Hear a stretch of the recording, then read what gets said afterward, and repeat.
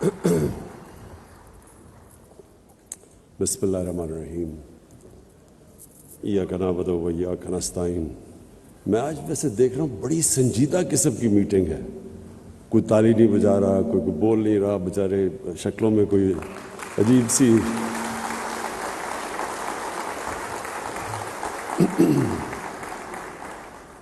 پہلے تو معید یوسف آپ کو میں مبارک دیتا ہوں، خراج تحسین پیش کرتا ہوں کہ یہ بڑی امپورٹنٹ آپ نے یہ جو سیکیورٹی ڈائلاگ ہے یہ ہمارے ملک کے فیوچر کے لیے بہت امپورٹنٹ ہے۔ ہم نے کبھی اس طرح کی سیکیورٹی کے اوپر کوئی بات کی ہی نہیں کہ ہمارے ذہن میں سیکیورٹی کا مطلب تھا فوج، اور ہم نے اس سے آگے کبھی سوچا ہی نہیں کہ سیکیورٹی ایکچولی ملٹی ڈائمینشنل چیز ہوتی ہے۔ سب سے بڑی اگر قوم میں انسیکیورٹی ہوتی ہے تو وہ تب جب اس کے ملک میں ایک چھوٹا سا جزیرہ امیر لوگوں کا ہو اور غریب کے سمندر کے بیچ میں ہو، یعنی جب ایک ملک کی پراسپیرٹی انکلوسیو نہ ہو وہ ملک ہمیشہ انسیکیور رہتا ہے۔ تو میں جب مدینہ کی ریاست کی بات کرتا ہوں مجھے بڑا افسوس ہوتا ہے کہ لوگوں کو اس چیز کانسیپٹ سمجھ ہی نہیں ہے مدینہ کی ریاست کیا ہے۔ وہ سمجھتے ہیں جی ووٹ لینے کے لیے بات کر رہے ہیں یا کوئی پتہ نہیں اسلام کو استعمال کر رہے ہیں پولیٹکس کے لیے، اس لیے کیونکہ لوگوں نے اسٹڈی ہی نہیں کیا وہ ماڈل۔ وہ ایک اتنا یونیک ماڈل تھا کہ ایک عظیم لیڈر نے وہ لوگ جن کی حیثیت ہی کوئی نہیں تھی ان کو اس نے اکٹھا کر کے دنیا کا عظیم سویلائزیشن بنا دیا۔ یہ تاریخ کا حصہ ہے، یہ کوئی میتھولوجی نہیں ہے۔ ہمیں پتہ ہے کہ وہ کب مدینہ تشریف لے کے آئے اور وہ کب دنیا سے گئے، یہ تاریخ کا حصہ ہے۔ وہ کتنے لوگ تھے پہلی جنگ میں اور 10 سال کے بعد وہ کیا تھے، وہ 20 سال کے بعد وہ سویلائزیشن کدھر تھا، 25 سال کے بعد 50 سال کے بعد سویلائزیشن کہاں تھا۔ یہ تاریخ کا حصہ ہے۔ وہ ماڈل کیا تھا؟ وہ ایکچولی یہ جو آپ کی نیشنل سیکیورٹی ہے یہ بالکل وہ اگر آپ ماڈل سمجھ جائیں وہی سیکیورٹی ہے ملک کی۔ انہوں نے دنیا کی پہلی ویلفیئر سٹیٹ قائم کی، پیسے بھی نہیں تھے، ان کے پاس کوئی دولت نہیں تھی، بڑے ہجرت کر کے آئے تھے، غریب لوگ تھے، لیکن انہوں نے ایک چیز ثابت کی کہ جب ایک قوم اپنے کمزور طبقے کا دھیان رکھتی ہے اصل میں سیکیورٹی وہ ہے، وہ سیکیور ہو جاتی ہے، قوم کھڑی ہو جاتی ہے، سب کا سٹیک ہوتا ہے قوم کے اندر۔ جب تک کہ ہر انسان کا سٹیک نہیں ہوتا آپ جتنے مرضی 22 کروڑ کا ہجوم ہے وہ انسیکیور رہے گی ہمیشہ۔ سیکیورٹی تب آتی ہے جب ہر شہری اپنی قوم کو اون کرتا ہے۔ فوج سیکیورٹی نہیں دے سکتی، لمیٹڈ سیکیورٹی ہے۔ سیکیورٹی دیتی عوام، عوام جب کھڑی ہو جاتی ہے قوم بن جاتی ہے، وہ سب سے طاقتور قوم ہے۔ چھوٹا سا کیوبا، سینکشنز کتنی لگیں، وہ کیسے سروائیو کر گیا؟ کیونکہ جو حکومت تھی دنیا کی بہترین فلاحی ریاست انہوں نے بنائی، ہر انسان کے لیے انہوں نے ایک ریاست نے سٹیک دے دیا کہ یہ آپ کی ریاست ہے۔ اور جب انہوں نے ویلفیئر سٹیٹ بنائی کچھ بھی نہیں تھا، کچھ بھی نہیں ہے ان کے پاس، کمپیئر کریں پاکستان سے، لیکن وہ کھڑے ہو گئے۔ تو ہمارا جو پاکستان کا سب سے بڑا انسیکیورٹی کا اب تک جس وجہ سے ہم انسیکیور ہیں جو وجہ ہے وہ ہماری ان ایکول ڈیولپمنٹ ہے۔ ہمارے امیر غریب کے اندر فاصلے بڑھتے رہے، ہمارے ملک کے اندر ایک چھوٹا سا ایلیٹ نے کیپچر کر لیا ملک کی ریسورسز، اور ایلیٹ نے دوسروں کو کمپٹیشن کو آنے نہیں دیا، جو اصل انٹرپرینرز تھا ان کو اوپر نہیں آنے دیا۔ اس نے ساری ریسورسز، اور اس سے زیادہ ظلم کا نظام کیا ہوگا کہ چھوٹے سے ایلیٹ نے ایک انگلش میڈیم سسٹم لے آیا ایجوکیشن کا، اور ایجوکیشن سسٹم کے ذریعے لوگوں کو نیچے کر دیا، ایک اپارٹھائڈ بنا دی کہ جو صرف اچھی نوکری انگلش میڈیم، باقی عوام کے لیے سیکنڈری نوکریاں۔ تو سارا جو ہمارا سسٹم تھا ایجوکیشن کا، ہیلتھ سسٹم، وہ آہستہ آہستہ گورنمنٹ ہاسپٹل سے ڈی جنریٹ کر گئے. صرف پرائیویٹ ہاسپٹل میں لوگ جا کے اچھا علاج کروا سکتے تھے یا ملک سے باہر جاتے. اور وہی جسٹس سسٹم کے اندر بیچارہ غریب جب طاقتور کے سامنے آتا تھا اس کو جسٹس نہیں ملتا تھا, بے روزگار ہوتا تھا, اس کو کوئی اسٹیٹ کوشش نہیں کرتی تھی اس کی مدد کرنے کے لیے. تو ہمارا جو یہ نان انکلوسیو گروتھ ہے, میں اگر مجھے کہیں کہ ایک چیز پاکستان کی انسیکیورٹی میں جس کا سب سے بڑا ہاتھ ہے وہ یہ تھی. اور سیکنڈلی رول آف لا. کوئی بھی دنیا میں معاشرہ اگر سمجھتے ہم کہ وہ ترقی کر جائے گا, وہ اپنے پوٹینشیل پہ پہنچ جائے گا, وہ رول آف لا کے بغیر نہیں پہنچ سکتا. اور رول آف لا بڑا سمپل ہے کہ جو معاشرہ طاقتور مجرموں کو قانون کے نیچے نہیں لا سکتا وہ معاشرہ کامیاب نہیں ہو سکتا.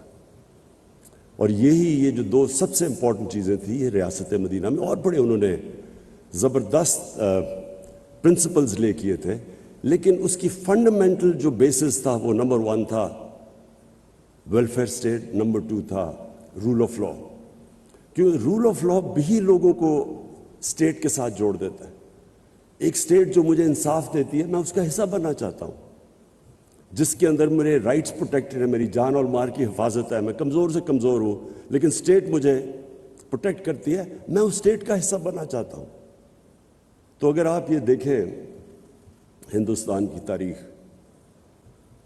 تو اوپر سے کانکررز آتے تھے نارتھ سے, ایک دفعہ وہ نکلتے تھے افغانستان سے اور قبائلی علاقے سے سیدھا دلی تک پہنچتے تھے. ریزسٹنس کوئی نہیں ہوتی تھی, ہونے نہ ہونے کے برابر تھی.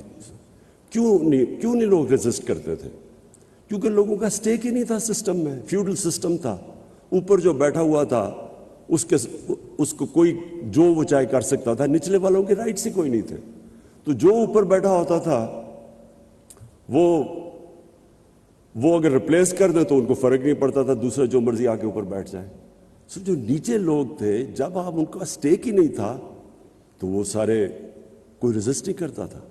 افغانستان اور قبائلی علاقہ دیکھ لیں, ان کا بڑا ایگیلیٹیرین سسٹم تھا, ان کے رول آف لا بھی وہاں تھا, جو ان کا جرگہ سسٹم تھا, جوری سسٹم تھا, اور وہی جرگہ سسٹم ایک ڈیموکریٹک سسٹم تھا, ایک مشاورت تھی, کوئی اکیلا آدمی فیصلہ نہیں کرتا تھا. تو وہ لوگ اپنی آزادی کے لیے لڑتے تھے. یہ جو سارا قبائلی علاقہ انگریز کے ساتھ 80 سال لڑتا رہا.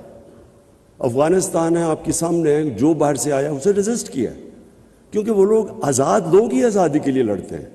جب آپ لوگ آزاد ہی نہیں ہیں تو وہ کون لڑے گا؟ تو یہ جو رول آف لا ہے یہ صرف یہی نہیں کہ لوگ اون کرتے ہیں اس سوسائٹی کو, بٹ وہ پراسپر بھی وہ کرتا ہے معاشرہ.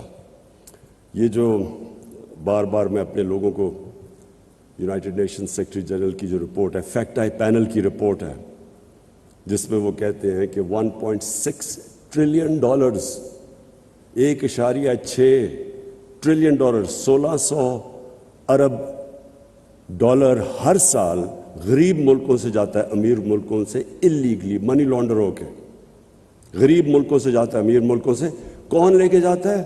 طاقتور جو کرپٹ لوگ ہیں غریب ملک کے, جو رولنگ ایلیٹس ہیں, وہ چوری کر کے اپنے ملک کا پیسہ ویسٹرن کیپٹلز اور آف شور اکاؤنٹس میں لے جاتے ہیں. تو یہ سارے طاقتور ہیں, وہ کیوں نہیں کو روک سکتے؟ کیونکہ ان کا رول آف لا نہیں ہے. سسٹم طاقتور ڈاکو کو کنٹرول نہیں کر سکتا, اس لیے وہ غریب ہیں. نائجیریا دیکھیں, ان کے ابھی مجھے ڈیفنس منسٹر آئے تھے, میری ان سے میٹنگ ہوئی, تو میں نے ان سے پوچھا, میں نے کہا تمہارا تیل کا کیا ریونیو ہے؟ 80% نائجیریا کا جو ریونیو ہے وہ تیل سے آتا ہے, لیکن وہاں غربت ہے. اور وہ خود مجھے کہتے ہیں کہ ہم کرپشن نہیں کنٹرول کر پا رہے ہیں. کرپشن چھوٹے لیول کی ملک کو تباہ نہیں کرتی, لوگوں کے لیے انکنوینئنس ہے. لیکن جو ٹاپ لیول کی کرپشن ہے, بیسکلی جو لوگ, جس طرح ہمارے نبی صلی اللہ علیہ وسلم نے کہا تھا کہ تمہارے سے پہلے بڑی قومیں تباہ ہوئی, طاقتور چوری کرے تو اس کو چھوڑ دو, غریب چوری کرو تو جیل میں ڈالو. تو بیسکلی یہ سیکنڈ میری ریزن ہے کہ جب تک ایک قوم رول آف لا اسٹیبلش نہیں کرتی وہ ہمیشہ ونربل رہتی ہے, کیونکہ اکانومی اس کی کبھی تکڑی نہیں ہوتی. اور تیسری چیز, خودداری, انڈیپینڈنٹ فارن پالیسی. یہ انڈیپینڈنٹ فارن پالیسی کیوں ضروری ہے؟ ہم اپنا پاکستان کی اپنی تاریخ دیکھ لیں. ہماری انڈیپینڈنٹ فارن پالیسی ہوئی نہیں. شروع میں تو اٹ میڈ سینس. ہمارے جب پاکستان بنا تو بینکرپٹ تھا, ریسورسز بھی نہیں تھی, ریفیوجی پرابلمس تھے. تو تب تو گورنمنٹ سے, جس طرح سیکنڈ ورلڈ وار میں مارشل پلان آیا یورپ میں, کہ ایک بالکل ڈیوسٹیٹڈ سسٹم کے اندر تو آپ بورو کرتے ہیں یا ایڈ لیتے ہیں.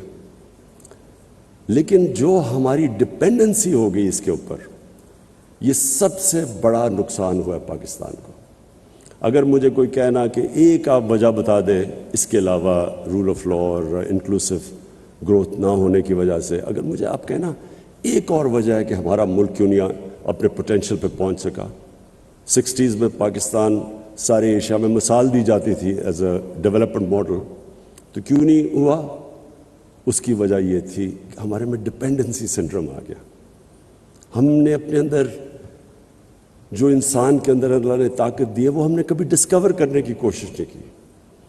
ایک انسان اپنی پوٹینشیل پہ تب پہنچتا ہے جب وہ ریزسٹنس کے سامنے کھڑا ہوتا ہے, جب وہ انسان پش کرتا ہے اپنے آپ کو, اس کے اندر سے اللہ کا اتنا جو پوٹینشیل دیا وہ نکلتا ہے. جس طرح ایک اللہ نے انسان کو بنایا ہے ایسا ہے کہ اگر وہ بازو کو ریزسٹ کرے گا, ویٹس اٹھائے گا, بازو تکڑا ہو جائے گا. بازو کو استعمال نہ کرے وہ سوکھ جائے گا. وہی انسان کا جو اصل پاور ہاؤس ہے, اس کا مائنڈ, جتنا وہ ریزسٹ کرتا ہے اتنی وہ اپنے اندر ڈسکور کرتا ہے اللہ نے کیا صلاحیتیں دی ہیں. قوم کا بھی یہی ہے. قوم کے اندر جب یہی شروع میں آ جائے کہ جی اگر ہمیں ایڈ نہیں ملے گی تو ہم چلیں گے نہیں, تو پہلے معافی سے شروع کریں. وہ قوم نہیں کبھی بنی. قوم بنتی ہے جب ایک independent foreign policy, meaning foreign policy جو قوم کے مفادات کو پرائرٹی دیتی ہے, پھر آگے چیزیں آگے جاتی ہے اس کے. تو اب دیکھ لیں, کبھی ہم نے ایویلیویٹ نہیں کیا کہ ہم نے جب افغان جہاد میں شرکت کی تو اس سے ہم نے کیا کھویا کیا پایا. اس کی کبھی انڈیپینڈنٹ انالیسز نہیں ہوئی کہ ہم نے اپنی بالکل افغانستان کے لوگوں کی مدد کی. فورن آکوپیشن تھی, ان سے ظلم ہوا, ہم نے شرکت کی. لیکن کبھی ہم نے یہ نہیں ایویلیویٹ کیا کہ کیا ہم نے شرکت اس لیے کی کہ ہم افغانستان کے لوگوں کی مدد کرنا چاہتے تھے, یا ہم نے شرکت کی ڈالرز کی وجہ سے اور ایڈ کی وجہ سے. اس کی ہم نے صحیح معنی میں ایویلیویشن نہیں کی, کبھی ڈسکشن نہیں ہوئی. اور اگر آپ اس کی ڈسکشن کریں گے تو جو ہمیں ڈالرز ملے, میں آپ کو جب آپ اس کی ایویلیویشن کریں گے اس سے بہت زیادہ نقصان ہم نے اٹھایا. 5 ملین ریفیوجیز تھے پاکستان میں. پہلی دفعہ سیکٹیرین ملیٹنسی شروع ہو گئی پاکستان میں. اس کا اپنا جو ہمارے رول آف لا پہ امپیکٹ پڑا اور جو انویسٹمنٹ کی انوائرمنٹ کے اوپر امپیکٹ پڑا, وہ کسی نے نہیں اسیس کیا. پھر کلیشنکوفز, ڈرگز آ گئی مارکیٹ میں, بلیک کا پیسہ آ گیا, اس کا کیا امپیکٹ پڑا مارکیٹ پہ, کرپشن کیسے بڑھی. پھر جب ہم نے 9/11 کے بعد پھر سے ہم نے شرکت کی تو اس کا کیا امپیکٹ ہوا, کبھی میں نے کبھی کوئی انالیسز پاکستان میں نہیں سنی. اور کیوں اس کی وجہ تھی؟ کیونکہ جو ہماری ایلیٹ تھی اس نے شرکت کی اس میں. وہ تب بھی کی 80s میں, اپوزٹ چیزیں تھیں. 80s میں ہم کر رہے ہیں کہ جی ہم فورن آکوپیشن کے خلاف ہیں. 2000 کے بعد ہم کر رہے ہیں کہ نہیں جی اب فورن آکوپیشن کے بعد جو ریزسٹنس ہے وہ ٹیررزم ہے. یعنی ایک 180 ڈگری ٹرن کیا ایک ملک نے, اپنی پرنسپلز کو وائلیٹ کیا. اور اس کا جو پھر ہمیں نقصان ہوا, میں نے کبھی یہ نہیں دیکھا کوئی ایویلیویٹ کرے کہ پاکستان کو اس کا کیا فائدہ ہوا, کیا نقصان ہوا. جو ڈیوسٹیشن ہوئی پاکستان میں, جو ہمارا برانڈنگ ہوئی. مجھے یاد ہے آرٹیکل نکلا, the most dangerous place in the world. The most dangerous place in the world, اس ملک میں کیا اکنامکس ہوگی, کیا انویسٹمنٹ ہوگی. اس ٹائم پہ آپ ذرا دیکھیں سب ہمارے سے آگے نکل گئے. انڈیا، بنگلہ دیش، ویتنام، کمبوڈیا، جن کے ہم قریب قریب تھے، سارے آگے نکل گئے پاکستان سے. کوئی ایویلیویٹ ہی نہیں کر سکتا کہ ہم نے اس جنگ کی کیا ہمارا ضرورت تھی. اور ہر جگہ اگر آپ باٹم میں جائیں گے تو ہم نے ایڈ کے پیچھے فیصلہ کیا. ہم نے فیصلہ یہ نہیں کیا کہ ہمارے لوگوں کی بہتری کیا ہے. ہمیں ایک کسی اور ملک کے مفادات کے لیے ہم نے اپنے ملک کو قربان کیا اور پھر ایویلیویشن بھی نہیں کبھی کی. تو اس لیے میں یہ بلیو کرتا ہوں کہ جس ملک کی انڈیپینڈنٹ فارن پالیسی نہیں ہے وہ کبھی اپنے لوگوں کے مفادات کی حفاظت نہیں کر سکتا. جو اپنے لوگوں کے انٹرسٹ ہے وہ کبھی نہیں ان کو ڈیفینڈ کر سکتا، اور پھر نہ ہی اس کی دنیا میں رسپیکٹ ہوتی ہے.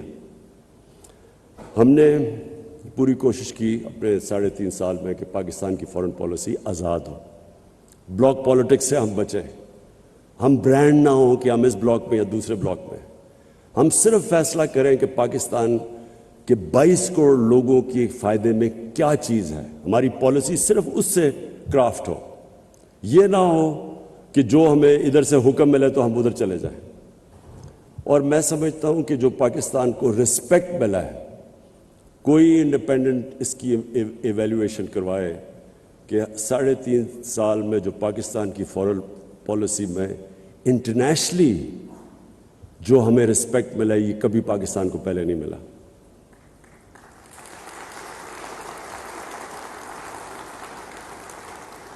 ہمیں بڑا ناراض ہو کے ایک ہمارے بڑے طاقتور ملک کہا جی آپ رشیا کیوں چلے گئے.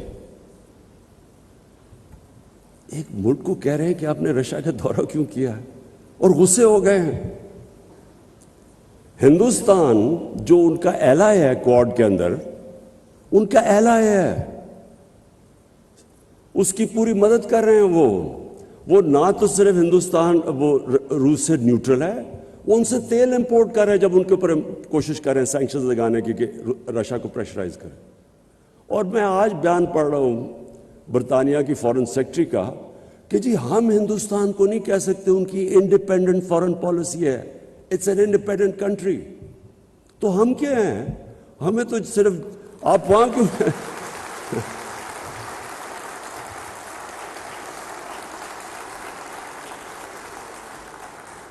اور میں یہ کسی کو میں ایکچولی ان کو بلیم نہیں کرتا، یہ ہمارا قصور ہے. میں ابھی دیکھ رہا تھا کل ہمارے جنہوں نے اچکنے سلوائی ہوئی ہیں وہ انٹرویو دے رہے تھے، جی امریکہ کو ناراض نہیں کرنا چاہیے. وہ کھڑے ہو کے انٹرویو دے رہے ہیں، ہو امریکہ کے بغیر ہمارا گزارا نہیں ہو سکتا. ان لوگوں کی وجہ سے آج ہم یہاں پہنچے ہیں. انہوں نے اپنے ملک کو اپنے ایلیٹ کے، پھر سے میں ریپیٹ کرتا ہوں، قوم کے نہیں، ایلیٹ کے انٹرسٹ میں قربان کیے اپنی قوم. ان کے لیے انہوں نے سارے ہمارے ملک کو ذلیل کیا دنیا میں. ہمارے اکنامک انٹرسٹ انہوں نے قربان کیے اپنے ذاتی، جن کے پیسے باہر پڑے ہیں، دولت باہر پڑی ہوئی ہے. ڈر رہے ہیں وہ کہ جی وہ جو رشین اولیگارکس کے پیسے سے اور آف شور اکاؤنٹ سے ہو رہے ہیں وہ ان کے نہ ہو جائیں پھر. اس لیے یہ ہمارے سارے ملک کی عزت کو داؤ پہ لگاتے ہیں. کبھی کسی ملک کی عزت نہیں ہوتی جو اپنے پیر پہ نہیں کھڑا ہوتا. ہمیشہ خوددار انسانوں کی عزت ہوتی ہے.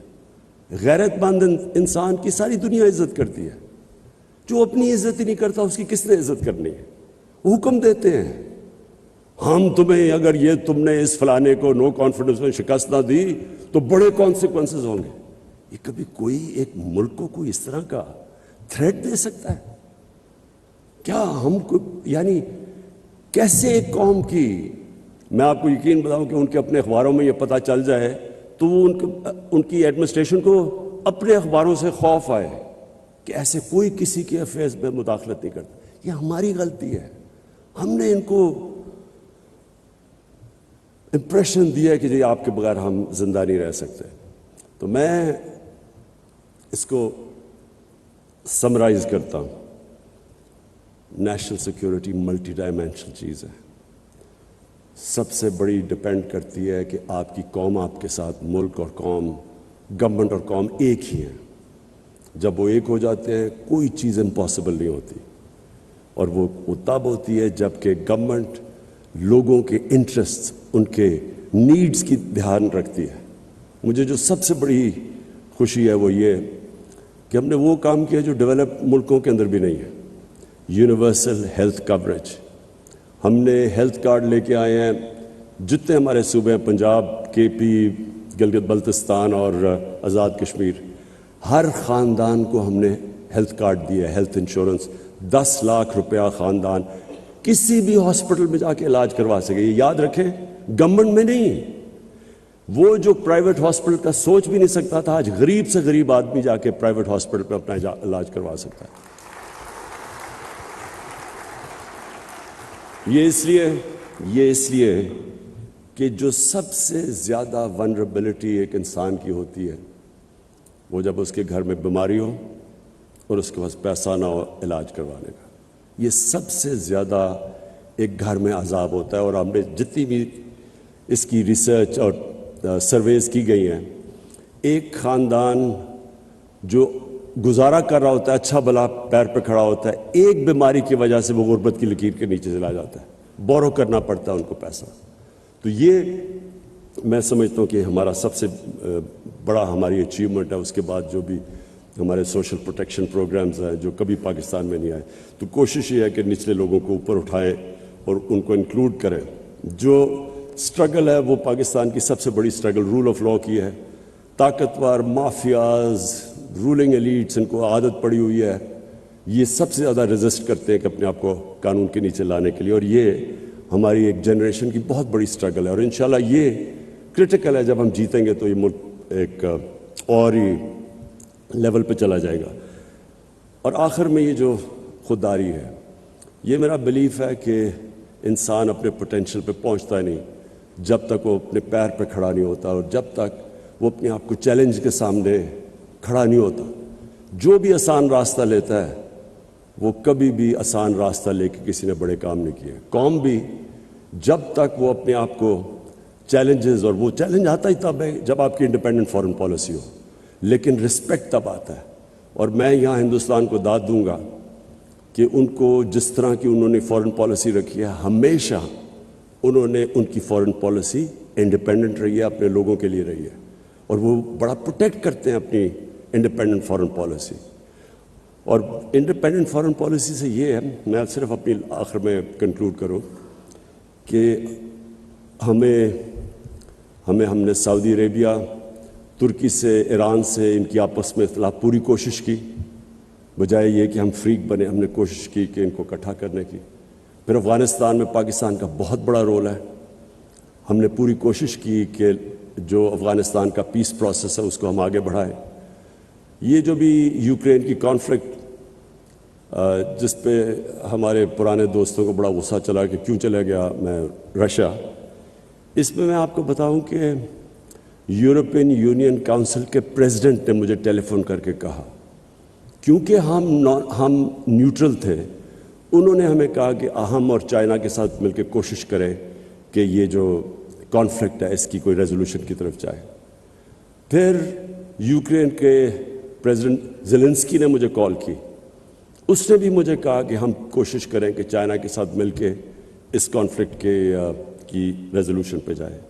پھر شاہ محمود قریشی کل چائنا میں تھے، انہوں نے بائی لیٹرل میٹنگز کی، یہ ڈسکس کیا چائنیز فارن منسٹر سے علیحدہ اور رشین فارن منسٹر سے علیحدہ، اور کوشش کی کہ ہم کسی طرح ہم انوالو ہوں اس پیس پروسیس میں.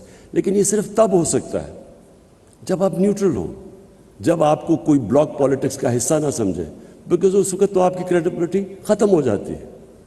تو انشاءاللہ جو پاکستان میں انویزج کرتا ہوں، نیا پاکستان، اس میں یہ ساری چیزیں ہوں گی. رول آف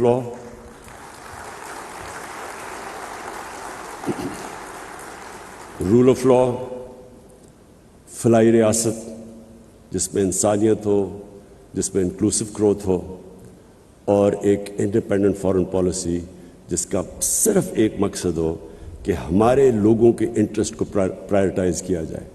اور ہم کبھی بھی، یہ جو سب سے بڑا ٹریپ ہے، ایڈ کی وجہ سے، ڈالرز کی ایڈ کی وجہ سے اپنے لوگوں کے انٹرسٹ کمپرومائز نہ کریں. ایویلویشن کریں کہ آج تک جو ہم نے ایڈ لے کے پالیسیز بنائی ہیں اس سے ہمارے لوگوں کو کیا فائدہ ہوا، یہ کیا نقصان ہوا. اور میں آج آپ کو کہتا ہوں کہ سب سے بڑی قیمت ہماری عوام نے اٹھائی ہے. جب ہم نے ڈالرز لے کے کانفلکٹس کے اندر حصہ لیا ہے تو قیمت ہماری عوام نے اٹھائی ہے. ایلیٹ جو چھوٹی سی تھی، جن کے بینک اکاؤنٹس بھی باہر ہیں، آف شور اکاؤنٹس، ان کو تو فائدہ ہوا ہوگا، لیکن پاکستان نے لوز آؤٹ کیا. تو میں معید آپ کو پھر سے اینڈ میں سیکیورٹی ڈائلاگ کی خراج تحسین پیش کرتا ہوں. یہ بڑا زبردست آپ نے کام کیا سارے اسٹیک ہولڈرز کو، تاکہ ہمارا ایک کنسنسس بنے سارے ملک میں کہ جو ہمارا سیکیورٹی کا جو روڈ میپ ہے وہ سب اسٹیک ہولڈرز اس کو اون کریں. شکریہ.